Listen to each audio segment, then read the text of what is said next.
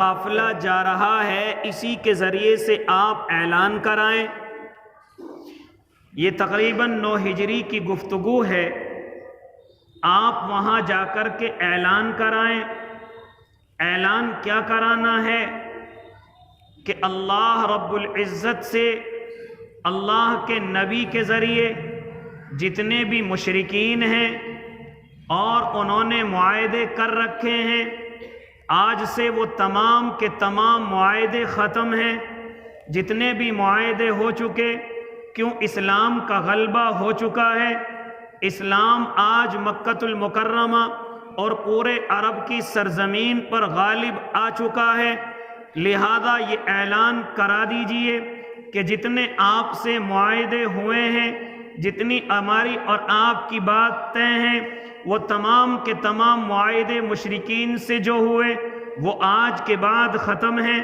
یہ آیتیں اتر کر کے آئی، کہا کہ جتنے مشرکین مکہ ہیں جن سے میعاد متعین ہے، اگر انہوں نے کچھ نہیں کیا، یہاں تک کہ اسلام کے دشمنوں کا ساتھ بھی نہیں دیا، تو ان سے جو مدت طے ہوئی ہے اس مدت تک معاہدہ رہے گا، اور جن سے کوئی مدت متعین نہیں ہوئی ان کے لیے 4 مہینے دیے جاتے ہیں کہ 4 مہینے کے اندر اندر آپ اپنی تیاری کر لیں، آپ اپنے انتظامات کر لیں۔ لہذا 4 مہینے کے بعد پھر آپ کے لیے کوئی بخشش نہیں، پھر آپ کے لیے کوئی سہولت نہیں، لہذا اب تمہیں اسلام کی تلوار کا مزہ چکھنا پڑے گا۔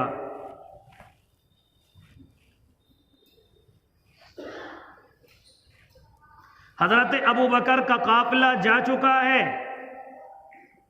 اب اللہ کے نبی صلی اللہ علیہ وسلم پر جب یہ آیتیں اتر کر کے آئی تو میرے اور آپ کے آقا نے چاہا کہ کیوں نہ یہ اعلان ابو بکر کے ذریعے کرا دیا جائے، لیکن نہیں، پھر بات سمجھ کے اندر آئی، کیونکہ مکے کے لوگ جتنا بڑا آدمی اعلان کرتا ہے یا جو ان کے خاندان کا اعلان کرتا ہے اس اعلان کا وہ زیادہ وزن مانگتے ہیں، لہذا حضرت ابو بکر میرے اور آپ کے آقا کے خاندان کے نہیں ہیں، اس لیے حضرت علی کی ذمہ داری لگائی اور حضرت علی کو میرے اور آپ کے آقا نے بلایا اور بلا کر کے ان آیتوں کو یاد کرایا اور یاد کرا کر کے کہا کہ جاؤ، حضرت ابو بکر ابھی راستے میں ہوں گے، ان کو جا کر کے ان کے قافلے میں شامل ہو جاؤ، اور جب یہ قافلہ مکۃ المکرمہ کی سرزمین پر پہنچے تو حج کے دن جا کر کے اس اعلان کو سنا دینا، یہ آیتیں تمام کفار مکہ کو سنا دینا،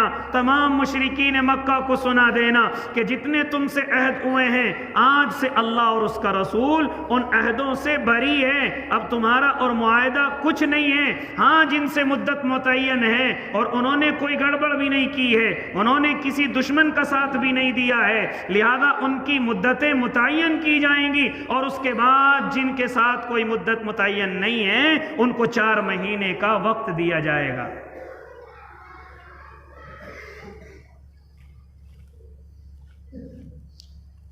چنانچہ حضرت علی رضی اللہ تعالی عنہ خود میرے اور آپ کے آقا نے اپنی اونٹنی جس کو العصبہ کا نام دیا ہے وہ حضرت علی کو پیش کی، ذرا تیزی کے ساتھ جانا۔ راستے میں حضرت ابو بکر مل گئے، اونٹنی کو دیکھا، لگا شاید آقا آ رہے ہیں، لیکن جیسے ہی دیکھا یہ تو حضرت علی رضی اللہ تعالیٰ عنہ ہیں، فوراً حضرت ابو بکر رک گئے اور رک کر کے کہا امیر او مامور، کیا بن کر کے آئے ہو، کہاں سے آئے ہو؟ آقا نے بھیجا ہے۔ دوسرا سوال یہ ہے کیا بن کر کے آئے ہو، امیر بن کر کے آئے ہو یا مامور بن کر کے آئے ہو؟ اگر امیر بن کر کے آئے ہو تو میں ابھی اپنی گدی سے استعفیٰ دے رہا ہوں اور آؤ اپنی گدی کو سنبھالیے، یا مامور بن کر کے آئے ہو؟ بتلائیے۔ حضرت علی فرماتے ہیں اے ابو بکر صدیق، میں مامور بن کر کے آیا ہوں، میں امیر بن کر کے نہیں آیا، میں ذمہ دار بن کر کے نہیں آیا، مجھے کچھ ذمہ داری اللہ کے نبی نے دی ہے قافلے میں تو میں تمہارا مامور ہی رہوں گا، لیکن جیسے ہی ہم حج ادا کریں گے، جیسے ہی ہم مکے کی سرزمین پر پہنچیں گے، وہاں کچھ آیتیں سنانے کی ذمہ داری آقا نے مجھے سونپی ہے، لہذا اس ذمہ داری کو میں ہی نبھاؤں گا۔ چنانچہ حضرت ابو بکر صدیق اور حضرت علی اس پورے قافلے کو لے کر کے مکہ المکرمہ کے اندر پہنچ گئے۔ اب سے پہلے جو حج ہوا کرتے تھے، اب سے پہلے جو لوگ حج کیا کرتے تھے، کوئی پابندی نہیں تھی، امیر اور غریب تمام کے تمام آ سکتے ہیں۔ ہاں، اب سے پہلے کوئی پابندی نہیں تھی، کوئی بھی مشرک، کوئی بھی غیر ایمان والا وہ آ کر کے اللہ کے ہاں اس گھر میں حج کر سکتا تھا، طواف کر سکتا تھا۔ لیکن آج سے یہ سارے کے سارے انتظامات ان کے اندر تبدیلی آ رہی ہے، کیونکہ اب اسلامی نظام آ رہا ہے۔ اب مکے کی سرزمین پر اور عرب کی سرزمین پر اب اسلامی نظام قائم کیا جائے گا، اب اللہ کا نظام قائم ہوگا، لہذا جو پہلے ہوا کرتا تھا وہ اب نہیں ہوگا۔ پہلے کوئی بھی آ کر کے حج کے طواف کر لیا کرتا تھا، پہلے یہ مشرک لوگ ننگے ہو کر کے اس کا طواف کر لیا کرتے تھے، لیکن جیسے حضرت علی پہنچے ہیں اور یہ آیتیں سنائی ہیں، پہلا یہ کہ اب کوئی بھی مشرک اور کافر، یا ایھا الذین آمنوا انما المشرکون نجس فلا یقربوا المسجد الحرام، ہاں اب کوئی بھی مشرک، کوئی بھی غیر ایمان والا مسجد حرام کے قریب نہ آ جائے، مسجد حرام کے اندر اس کو آنے کی اجازت نہیں ہے۔ سب سے پہلا اعلان تو یہ ہے، اب کوئی یہاں پر ننگا طواف نہیں کرے گا، کوئی بغیر کپڑوں کے طواف نہیں کرے گا، لہذا یہ سب سے پہلا اعلان حضرت علی ہاں اپنی طرف سے نہیں، آقا کی طرف سے نہیں، بلکہ اللہ کی طرف سے اعلان فرما رہے ہیں کہ آج سے اللہ کا اعلان یہ ہے، انما المشرکون نجس، یہ جتنے بھی مشرک ہیں یہ ناپاک ہیں، فلا یقربوا المسجد الحرام، یہ آج سے مسجد حرام کے قریب نہیں آئیں گے، بیت اللہ کے قریب نہیں آئیں گے۔ یہاں سے ان سب پر، ان مشرکوں پر جو ایمان نہیں رکھتے ان پر یہ پابندی لگائی گئی ہے کہ آج سے ان کو اجازت نہیں ہے۔ صرف پوری دنیا میں اسی مسجد میں یہ اجازت نہیں ہے، ورنہ اس کے علاوہ مسجد نبوی کے اندر بھی غیر لوگ آتے تھے۔ مسجد نبوی کے اندر جب بھی کوئی وفد کسی قبیلے کا آیا، حالانکہ وہ ایمان نہیں رکھتا، حالانکہ وہ اللہ کو نہیں مانتا، حالانکہ وہ نبی کو نہیں مانتا، لیکن میرے اور آپ کے آقا جب بھی کوئی قافلہ، کوئی وفد میرے اور آپ کے آقا کے پاس آتا، آپ ان کا انتظام مسجد نبوی کے اندر کراتے، آپ ان کے خیمے لگواتے، چاہے یہودی ہوں یا نصرانی ہوں، چاہے مشرک ہوں، اللہ کو نہ ماننے والے ہوں، جب بھی کوئی وفد اللہ کے نبی کے سامنے آتا، آپ ان کے رہنے کا انتظام مسجد نبوی کے اندر فرماتے۔ تو ایسا نہیں ہے کہ یہ جو اللہ کو نہیں مانتے یہ کسی بھی مسجد میں نہیں جا سکتے، ان کو اجازت نہیں ہے کسی بھی مسجد میں جانے کی، نہ بھائی، وہ میری اور آپ کی مسجدوں میں آ سکتے ہیں اگر بظاہر ان کے بدنوں پر کوئی ناپاکی نہیں ہے، ان کے چہروں پر کوئی ناپاکی نہیں ہے، اگر وہ ظاہر میں کسی ناپاکی کے اندر ملوث نہیں ہے تو میری اور آپ کی مسجدوں کے دروازے ان کے لیے کھلے ہوئے ہیں، وہ آ سکتے ہیں، اور آنے کے بعد ان کو میں اور آپ قرآن بھی سکھا سکتے ہیں، حدیث بھی سکھا سکتے ہیں، میں اور آپ اللہ اور اس کے محبوب کا فرمان بھی سنا سکتے ہیں۔ مسجد حرام کے علاوہ تمام مسجدوں کے اندر بے ایمان والا، غیر ایمان والا مسجد کے اندر آ سکتا ہے، اجازت ہے، میرے اور آپ کے آقا کی زندگی میں آئے ہیں، لیکن مسجد حرام کے اندر اجازت نہیں ہے۔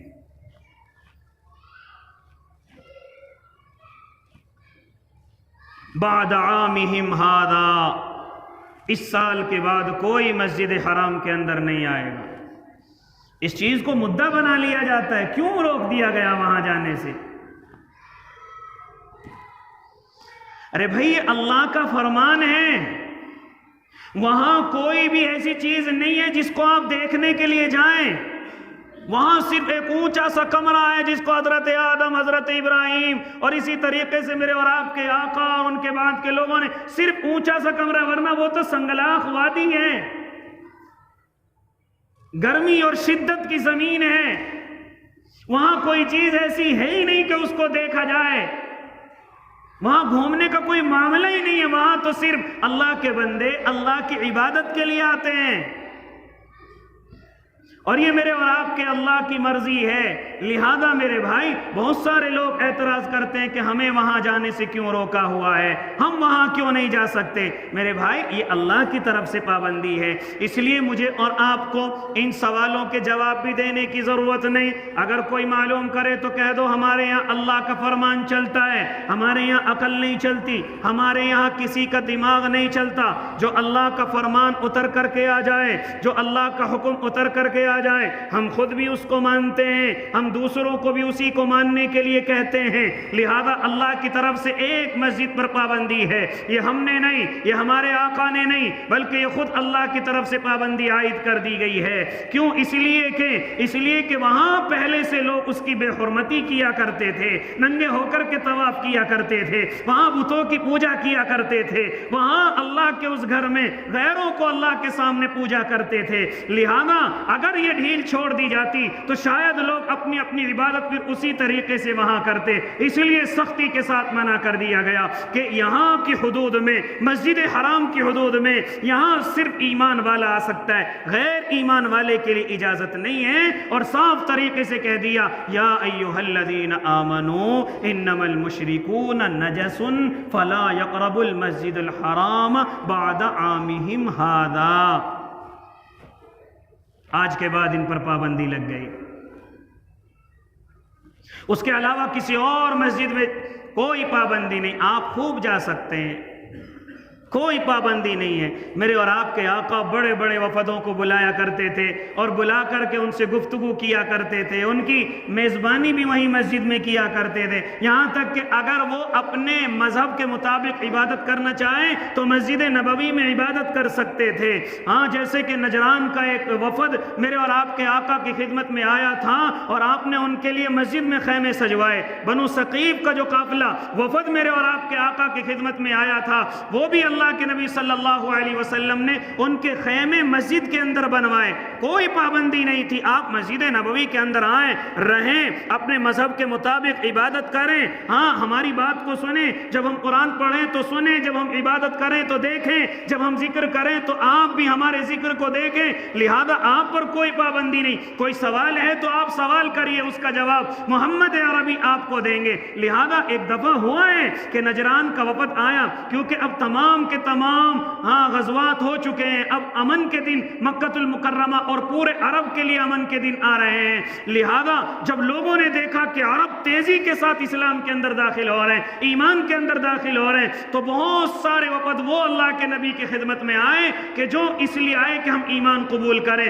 اور بہت سارے وہ آئے کہ جو سوال کرے اور ان کو سوالوں کے جواب ملے۔ جب ان کو جواب سے متعین ہو گئے، ہاں، ان کے دلوں کو اطمینان ہو گیا، تو پھر انہوں نے ایمان قبول کیے۔ تو اس طریقے کے جتنے بھی وفد میرے اور آپ کے آقا کی خدمت میں آئے ہیں، ان کو اللہ کے نبی نے مسجد نبوی کے اندر ٹھہرایا۔ ایسا نہیں کہ جو ایمان نہیں رکھتا وہ کسی بھی مسجد کے اندر نہیں جا سکتا۔ اس لیے حضرت علی کی ذمہ داری لگائی کہ آپ جا کر کے جب حج کا دن ہو اور تمام کے تمام لوگ ایک جگہ جمع ہو، کہ اب تک جس طریقے سے حج آپ کرتے تھے، اب تک جس طریقے سے آپ اس مکے کی سرزمین پر اور اس کعبے کی سرزمین پر عبادت کرتے تھے، آج سے عبادت اس طرح نہیں ہوگی۔ آج سے عبادت ہوگی صرف ایمان والوں کی۔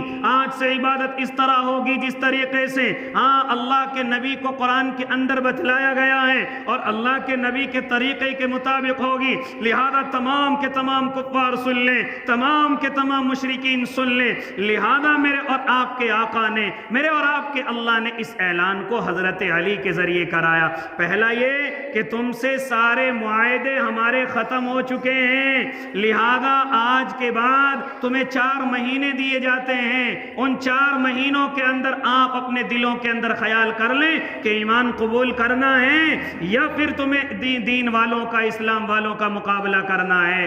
کیوں؟ یہ جو حکم ہے یہ پوری دنیا کے مشرکوں کے لیے نہیں تھا۔ یہاں ایک بات اور آتی ہے، الا الذین عاہدتم من المشرکین فسیحوا فی الارض 4 اشہر واعلموا انکم غیر معجز اللہ۔ 4 مہینے کا حکم دیا جا رہا ہے، لیکن 4 مہینے کے بعد پھر اللہ کی طرف سے حکم یہ ہے کہ اگر یہ تمہارے سامنے آئیں تو انہیں پکڑو، ان کو گھیرو اور ان کا مقابلہ کرو۔ اگر یہ ایمان قبول کر لیں تو کوئی بات نہیں، اگر نہیں کرتے تو ان کی گردنوں کو اڑا دو۔ فَإِذَا سَلَخَ الْأَشْهُرُ الْحُرُمُ فَاقْتُلُوا الْمُشْرِكِينَ حَيْثُ وَجَدتُّمُوهُمْ وَاحْصُرُوهُمْ وَاقْعُدُوا لَهُمْ كُلَّ مَرْصَدٍ۔ 4 مہینے کے بعد یہ جہاں بھی نظر آئے۔ اب یہ لوگ اس آیت کو کبھی کبھی مدعا بنا لیتے ہیں کہ ان کے قرآن کے اندر تو جو اللہ کو نہیں مانتے ان کو جہاں بھی پاؤ ان کو قتل کرنے کا حکم ہے۔ نہیں بھائی، یہ سب کے لیے نہیں ہے، یہ پوری دنیا کے مشرکوں کے لیے نہیں ہے، یہ صرف ان لوگوں کے لیے جو مکہ کی سرزمین پر ابھی بھی موجود تھے، یا ان کے لیے کہ اللہ کے نبی کو انہی کے درمیان میں نبی بنایا، لیکن وہ پھر بھی جاننے کے باوجود بھی اللہ کو اور اللہ کے نبی کو ماننے کے لیے تیار نہیں تھے، الٹا ہر وقت میں میرے اور آپ کے آقا کو نقصان پہنچانے کی فکر میں رہتے تھے۔ کبھی کبھی موقع تلاش کرتے تھے کہ کوئی موقع ملے اور آقا کو ہم نقصان پہنچائیں۔ یہ ان کے لیے ہے کہ ہم نے انہی میں سے نبی بنایا ہے، کیونکہ جس قوم کی طرف اللہ نبی بنا کر کے بھیجتا ہے اگر وہ قوم نہیں مانتی، پہلے بھی اللہ نے ایسا کیا ہے، پہلے بھی اللہ رب العزت نے ایسا کیا ہے کہ جس نبی کو جس قوم کے اندر بھیجا گیا اگر اس قوم نے اس نبی کو نہیں مانا تو اللہ رب العزت نے انہیں سزا دی۔ کیوں سزا ہوئی قوم نوح کو؟ کیوں سزا ہوئی قوم لوط کو؟ کیوں سزا ہوئی قوم سمود کو؟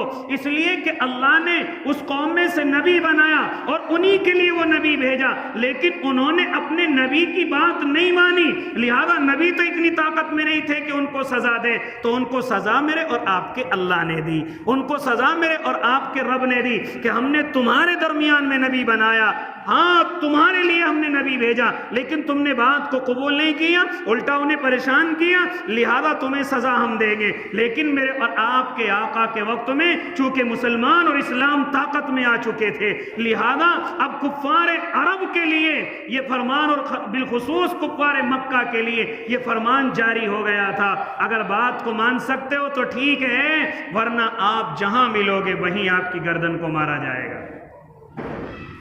کچھ لوگ اس آیت کو مدعا بناتے کہ ان میں مشرکوں کے لیے، سب کے لیے نہیں، صرف مکے کے جو مشرک تھے ان کے لیے گفتگو ہے۔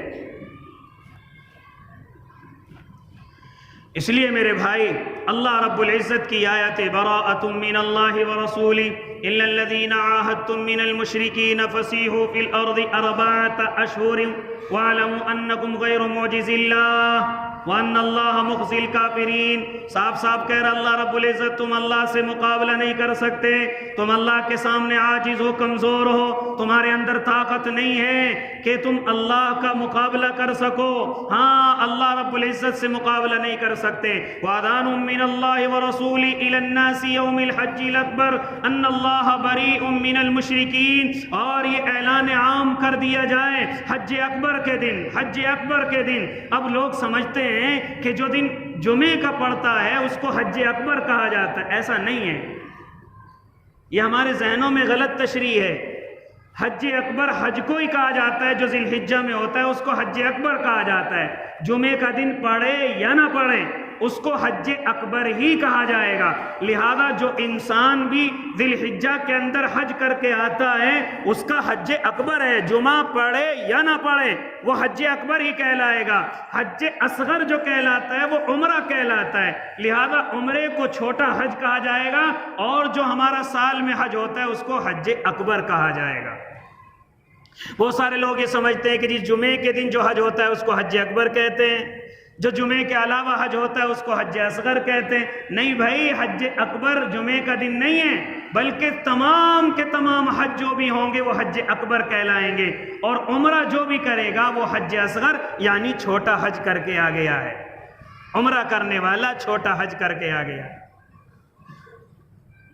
إِلَى النَّاسِ يَوْمِ الْحَجِّ الْأَكْبَرِ أَنَّ اللَّهَ بَرِيءٌ مِّنَ الْمُشْرِكِينَ۔ تو یہ آیتیں اللہ رب العزت نے اپنے محبوب پر اتاری اور اس کی ذمہ داری اللہ کے نبی نے حضرت علی کی لگائی کہ آپ مکۃ المکرمہ جائیں. جب حضرت ابوبکر سب کے سب تمام کے تمام حج سے فارغ ہو جائیں اور تمام کے تمام لوگ وہاں جمع ہوں تو یہ اعلان ان کو سنا دینا آج سے معاہدے ختم ہیں, اب اسلام اپنا غلبہ پا چکا ہے, اسلام اپنی طاقت میں آ چکا ہے, لہذا اب تمہاری کوئی بھی بات یا اسی طریقے سے اگر تم مقابلے کے لیے آؤ گے تو یاد رکھنا بخشے نہیں جاؤ گے, چھوڑے نہیں جاؤ گے. لہذا اب تمہیں 4 مہینے کی مدت دی جاتی ہے. ان 4 مہینے کے اندر یا تو اپنی عقلوں کو ٹھیک کر لو, آؤ آ کر کے قرآن کو سنو, آؤ آ کر کے اللہ کے نبی کے فرمان کو سنو, اگر بات سمجھ آ جائے تو ایمان قبول کر لو, اگر بات سمجھ آ جائے تو اللہ کی رحمت کے سائے کے اندر آ جاؤ اور ایمان قبول کر لو. لہذا اگر تم ایمان قبول کر لو گے اب تمہارا ہمارا کوئی جھگڑا نہیں, تم ہمارے بھائی ہو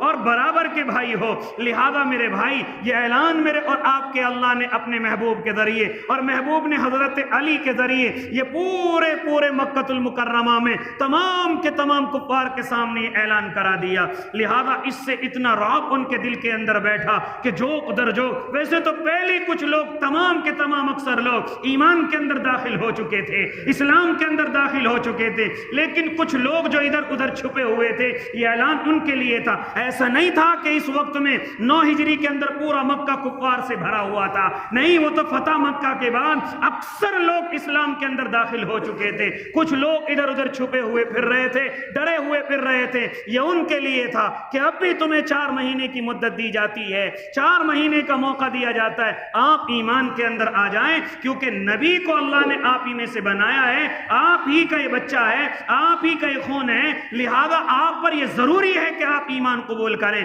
اسلام قبول کریں. لہذا اگر نہیں قبول کرتے تو پھر مجبوری ہوگی. لیکن میرے بھائی یہ اعلان سب کے لیے نہیں تھا, یہ اعلان ہر کسی کے لیے نہیں تھا, بلکہ اوروں کے لیے. تو میرے اور آپ کے اللہ نے ایک اور اعلان کر رکھا تھا کہ اگر کوئی آدمی آپ کے پاس آئے اور وہ ایمان نہیں رکھتا تو آپ اس کو اپنا قرآن سنائیں, آپ اس کو اپنا دین بتائیں, آپ اس کو حدیثوں کی بات پڑھائیں. لہذا اگر وہ قبول کر لے تو اچھی بات ہے, ورنہ اس کو کہہ دو کہ جہاں بھی تمہیں امن ملے, اگر یہاں امن کے ساتھ رہنا چاہو تو ہمارے پاس رہ لو, اور اگر کہیں بھی دنیا میں جا کر کے رہنا چاہو تو وہاں رہ سکتے ہو. ہر کسی کا قتل نہیں, ہر کسی کو گردن مارنے کا حکم نہیں. اگر کوئی آپ کے پاس آئے تو آپ اس کو قرآن سناؤ, علم کی باتیں بتاؤ, حدیث کی باتیں بتاؤ.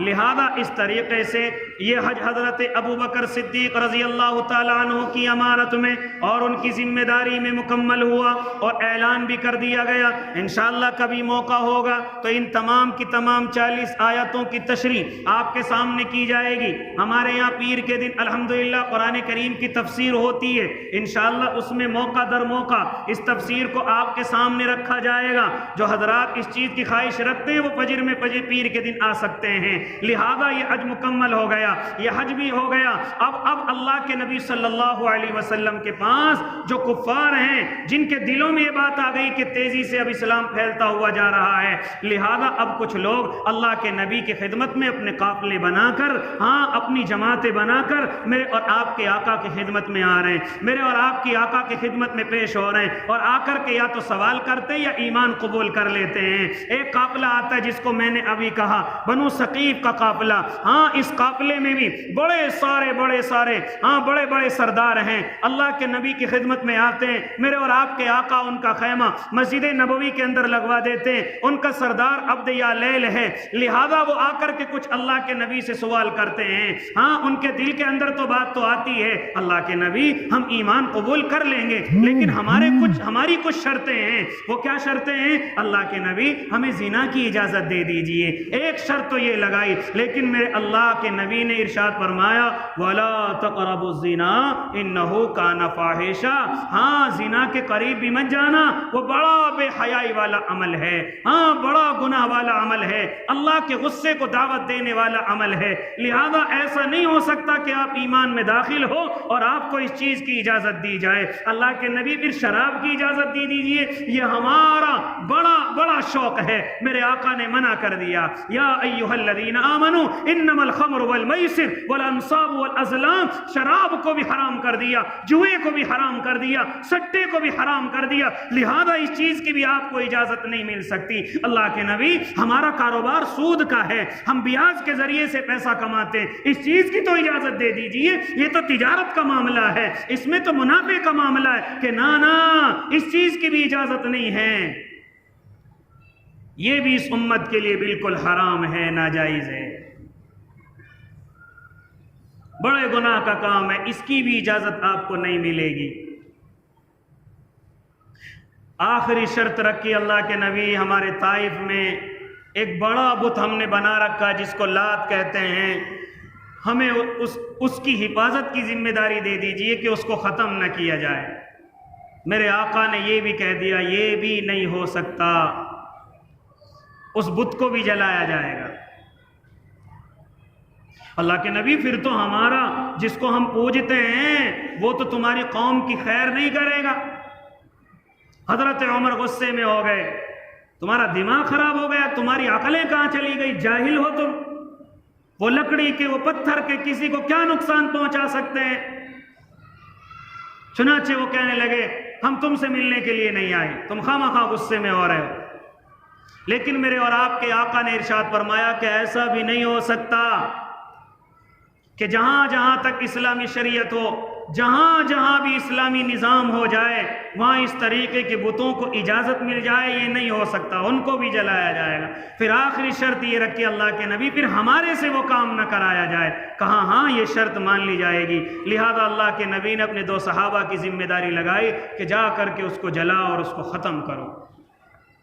تو اس طریقے کے وفد میرے اور آپ کے آقا کی خدمت میں حاضر ہوئے، لہذا انہوں نے ایمان قبول کیا، اسلام قبول کیا، کوئی شرط ان کی ایسی نہیں مانی گئی کہ جو ان کی شرطوں کو ایمان کے آڑے سمجھا جائے، لہذا کوئی بھی شرط نہیں۔ کیونکہ یہ بات کیوں میں آپ کو بتلانے لگا، یہ اسلام لانا یہ میرے لیے نہیں یا کسی اور عالم کے لیے نہیں، یہ تو اللہ کے لیے ہے۔ ایمان لانے والا اگر یہ چاہے کہ مجھے قبر میں سکون ملے، ہاں میری آخرت درست ہو جائے، میں جنت کے سیدھے راستے پر چلا جاؤں، تو اس کو ایمان قبول کرنے کے لیے ہمارے اسلام کے اندر کوئی شرط نہیں ہے۔ ہمارے اسلام کے اندر یہ بھی دھمکی دینے کی ضرورت نہیں ہے کہ اگر ایسا نہ ہوا تو ہم ایمان قبول کر لیں گے۔ اگر ہماری یہ بات نہ مانی گئی، ہمیں ایسے لوگوں کی ضرورت نہیں، ہمیں تو ان لوگوں کی یا اسلام کو ان لوگوں کی ضرورت ہے جو اللہ سے ڈرتے ہیں۔ یہاں تک کہ اسلام میں تو ان لوگوں کی بھی اجازت نہیں، ان لوگوں کی بھی ضرورت نہیں جو کسی نکاح کی وجہ سے ایمان قبول کرتے ہیں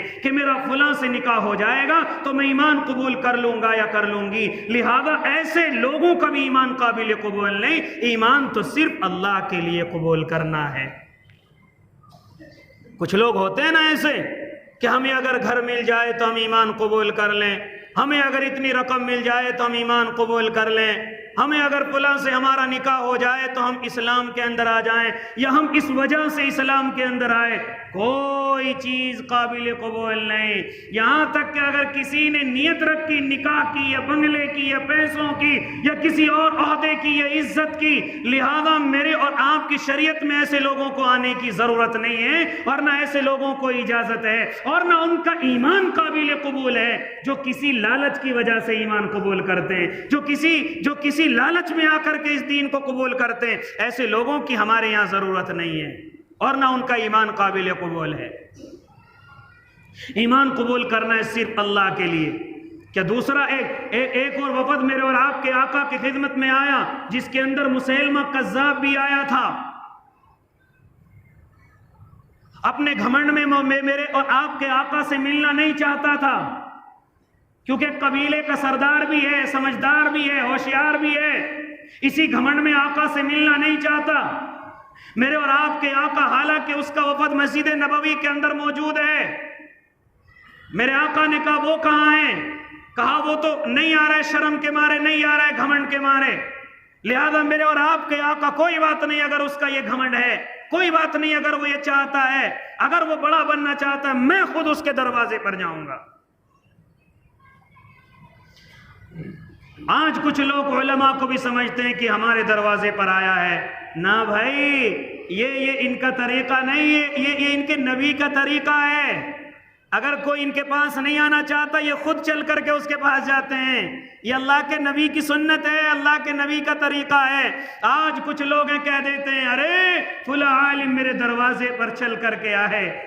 میرے بھائی یہ ادا اللہ کے نبی کے کوئی بات نہیں۔ اگر تو اسی چیز میں بڑا بننا چاہتا ہے تو بن جائے۔ میرے اور آپ کے آقا کو جب یہ خبر ہوئی کہ مسیلمہ کذاب آپ کے پاس آنے میں اپنی بے عزتی محسوس کر رہا ہے، آپ کے پاس آنے میں اپنے آپ کو نیچا سمجھ رہا ہے، تو میرے اور آپ کے آقا نے ایک صحابی کو ساتھ لیا اور کہا کہ چلو ہم چلتے ہیں اس کے پاس۔ میرے اور آپ کے آقا مسیلمہ کذاب کے دروازے پر پہنچے، اس کے پاس پہنچے۔ لہذا ہے مسیلمہ تمہارا پورا وفد آیا ہے اور ایمان کے اندر بھی داخل ہو رہا ہے، مسلمہ تم بھی ایمان کو قبول کر لو، اسلام کو قبول کر لو۔ اس نے پہلی شرط یہ رکھی، اللہ کے نبی میں آپ کے ایمان کے اندر آ جاؤں گا، آپ کو قبول کر لوں گا، لیکن آپ کے بعد خلیفہ میں بنوں گا۔ کیا شرط لگائی؟ آپ کے بعد ذمہ دار میں بنوں گا، خلیفہ میں بنوں گا۔ میرے اور آپ کے آقا کو جلال آ گیا، ارشاد فرمایا رب کعبہ کی قسم یہ جو چھڑی میرے ہاتھ میں ہے اگر تو اس کو بھی مانگے گا تو اس کو بھی تجھے نہیں دوں گا۔ ذمہ داری تو بڑی دور کی بات ہے۔ اس شریعت کے اندر مانگنے سے کوئی چیز نہیں ملتی، اور اگر لوگوں کی طرف سے کوئی چیز مل جائے تو اس کو اللہ کی طرف سے انعام سمجھو اور اس پر محنت کرو۔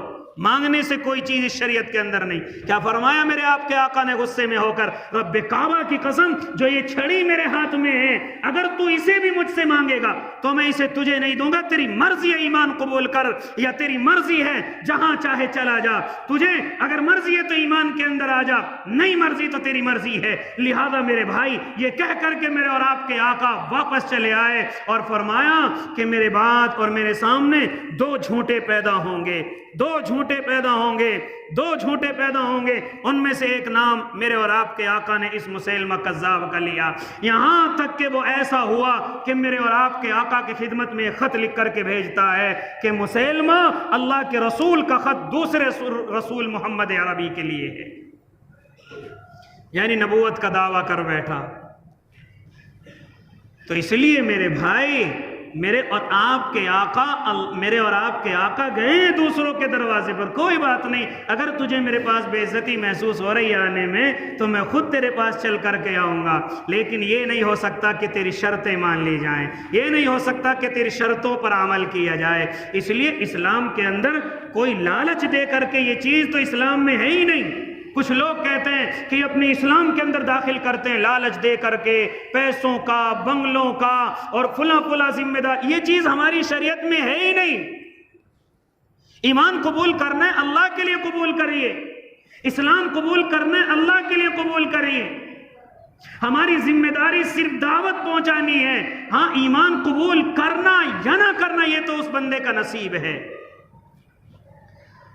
اس لیے میرے بھائی اس شریعت کے اندر، اسلام کے اندر یہ چیز نہیں ہے کہ آدمی اپنی شرطوں کے ساتھ اسلام کے اندر داخل ہو۔ لہذا میرے اور آپ کے آقا نے بنو ثقیف نے جتنی شرطیں رکھی سب کو رد کر دیا کہ کوئی شرط ان کی قابل قبول نہیں ہوگی۔ اسی طرح مسیلمہ کذاب جس وفد کے اندر آیا اس نے اپنی شرط رکھی، آقا آپ کے بعد ذمہ دار میں بنوں گا۔ میرے اور آپ کے آقا نے سختی سے ڈانٹ دیا کہ کوئی یہاں پر چیز مانگنے سے نہیں ملتی، ہاں اگر اللہ کی طرف سے کوئی چیز مل جائے تو اس کے بعد اللہ کا شکریہ ادا کرنا چاہیے۔ میرے بھائی اب یہ اسلام کا زمانہ، امن کا زمانہ چل رہا ہے، لہذا میرے اور آپ کے آقا تمام وفد کا استقبال کر رہے ہیں اور تمام وفد آ کر کے میرے اور آپ کے سامنے، آقا کے سامنے اسلام قبول کر رہے ہیں۔ اب میرے اور آپ کے آقا اشاعت اسلام کی ایک ترتیب بنائیں گے کہ اسلام کی دعوت کس طریقے سے گھر گھر در در تک پہنچ جائے۔ اب یہ امن کا زمانہ ہے، لہذا اس کے بعد کی گفتگو اگلے جمعے انشاءاللہ آپ کے سامنے آئے گی۔ اللہ مجھے بھی اور آپ کو بھی عمل کی توفیق دے دے۔